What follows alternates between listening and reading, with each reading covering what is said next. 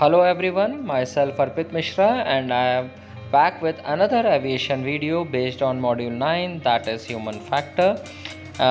This time I am going to discuss about some non-technical topics, that is what are the role of supervisors, what is leadership, what are managers and what are their roles, what is peer pressure in an organization, how communication affect our maintenance.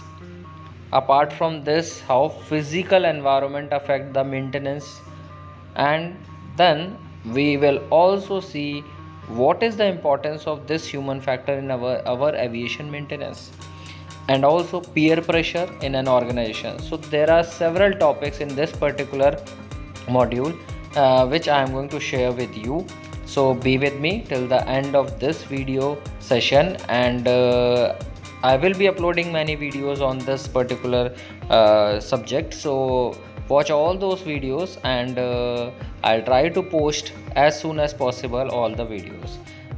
So let's get started. So अब बात करते हैं physical environment पे। Physical environment कैसे human factor को affect कर सकता है और उसकी वजह से क्या क्या सेफ्टी एस्पेक्ट हैं और क्या क्या मेंटेनेंस एस्पेक्ट हैं जो अफेक्ट होते हैं। Let's see. So physical environment में रेन, हाई हीट, स्नो और नाइट ये पैरामीटर्स आ सकते हैं, और इनके अलावा भी there are lot of things like noise.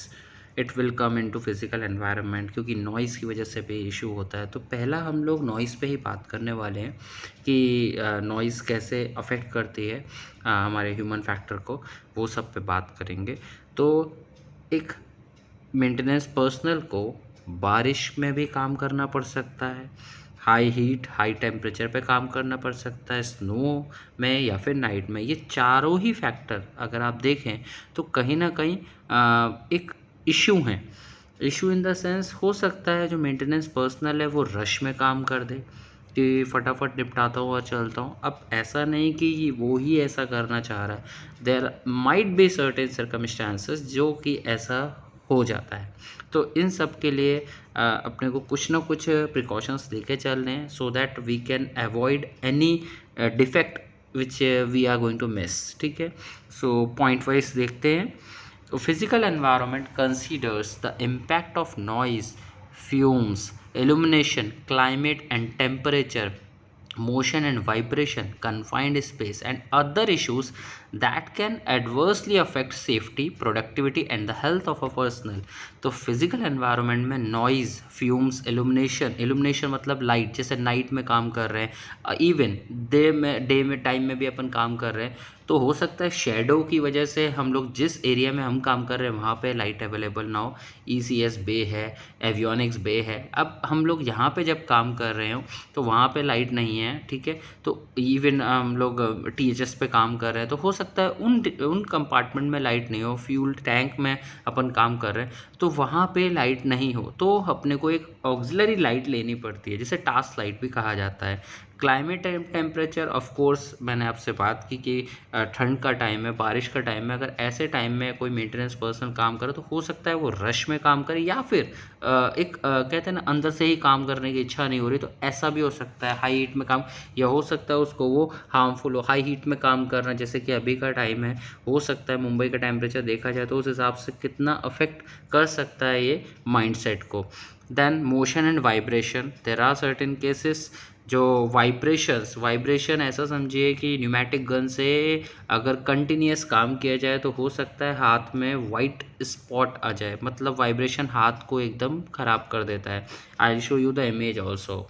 Then fumes because certain number of fluid के साथ मेंटेनेंस पर्सनल को काम करना पड़ता है, तो वहाँ पे जो फ्यूम्स हैं that can be hazardous to that particular personal. Fuel के फ्यूम्स हों, इवन हाइड्रोलिक के भी फ्यूम्स हो सकते हैं। जो ऑयल है उसके ओवरहीट के होने के कारण वहाँ पे फ्यूम्स जनरेट हो सकते हैं। There are number of fumes occurrence can be there.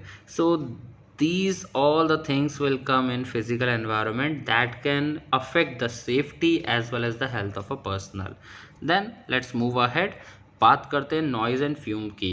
तो noise, the aircraft maintenance personal can expect to work in a variety of different environment from line to base maintenance in all the type of weather and climatic condition day and night. तो line जैसे कि outside the hanger और base मतलब inside the hanger और workshop, ये यहाँ पे किसी भी एनवायरनमेंट में उनसे एक्सपेक्टेशन की जा सकती है काम करने के लिए। वेदर और क्लाइमेटिक कंडीशन भी वेरिएबल हो सकती है, दिन या रात भी हो सकते हैं।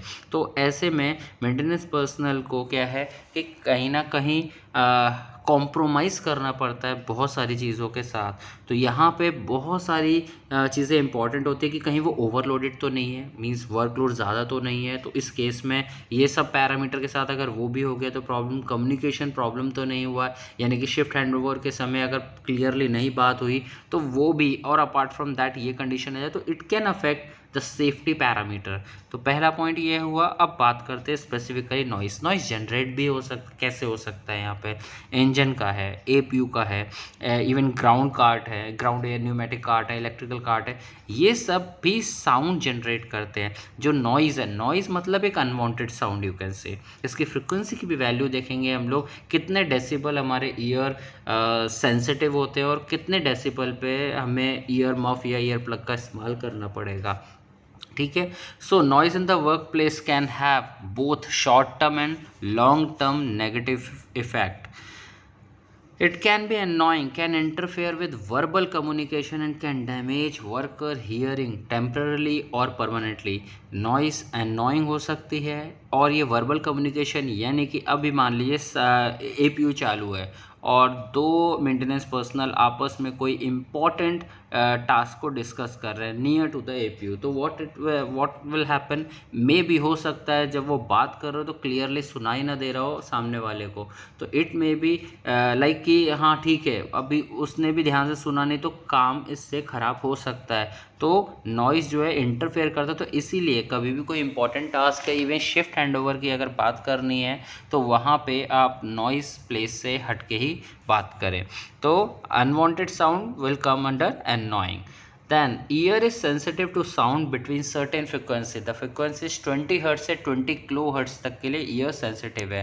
अगर value 115 decibel, generally intensity of sound is measured in decibel, अगर ये साउंड की वैल्यू 115 डेसिबल से बियॉन्ड चली जाती है तो उस केस में अगर शॉर्ट ड्यूरेशन के लिए भी है तो वहाँ पे कान अपने डैमेज हो सकते हैं। तो where exposure in excess of 115 decibel without ear protection even for short duration is not recommended, as recommended नहीं किया है कि because it will damage your ear maybe permanently. Then noise is any unwanted sound especially if it is loud, unpleasant and annoying. तो annoying I have mentioned that it will come under the unwanted sound, that is a noise. So for more problematic noise, some form of hearing protection, earplug or ear muff is commonly used by technician both on the line or the in hanger, that is base to help with concentration. तो कैसा है आपको hearing protection prefer करनी चाहिए, that can be earplug or ear muffs. Then airport ramp or apron area is clearly noisy due to running aircraft engine or APU or moving vehicle. There are lot of things which can create a sound. Even जो आप tool use करते हैं, the tools continuous उसका sound, और pneumatic gun आप continuous riveting कर रहे हैं अगर मैन्युफैक्चरिंग के टाइम पे तो वहाँ पे भी कंटिन्यूस साउंड होता है। तो ऐसे ही अपन हैमर यूज़ कर रहे हैं, चिजल यूज़ कर रहे हैं, ये भी हमारे लिए कहीं ना कहीं नॉइस क्रिएट करते हैं। ठीक है। Then it is not unusual for this to exceed 85 decibels and 90 decibel which can cause hearing damage if the time of exposure is prolonged.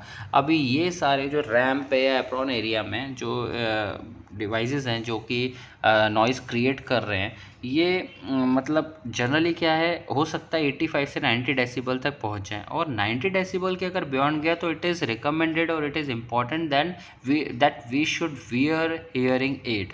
ठीक है।